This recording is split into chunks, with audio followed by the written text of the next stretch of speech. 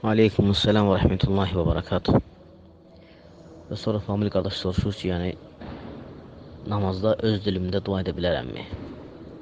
Yəni qeyri-ərəb dilində. Ya rus dilində, ya Azərbaycan dilində, ya müəyyən dillərdə. Yəni hər insan öz dilində dua edə bilər, doğma dilində. Əlbəttə ki, bu məsələ elm əhli arasında ixtilafdır qardaş. Elm əhli arasında ixtilafdır məsələ. Və elm əhli qeyd edir ki, bir insan ərəb dili bilirsə, ona vacibdir ki, ərəb dilində dua etsin. Bir insan ərəb dili bilirsə, ona vacibdir ki, namazda ərəb dilində dua etsin. Əgər ərəb dilində bilmirsə, öz dilində, doğma dilində namazda dua edə bilər.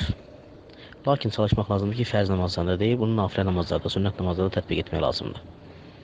Fərz namazlarında deyil. Sünnət namazlarında və yaxud nafilə namazlarda tətbiq etmək lazımdır bunu. Öz dilində dua edə bilərsin, bəli. Allah bir daha doğrusun.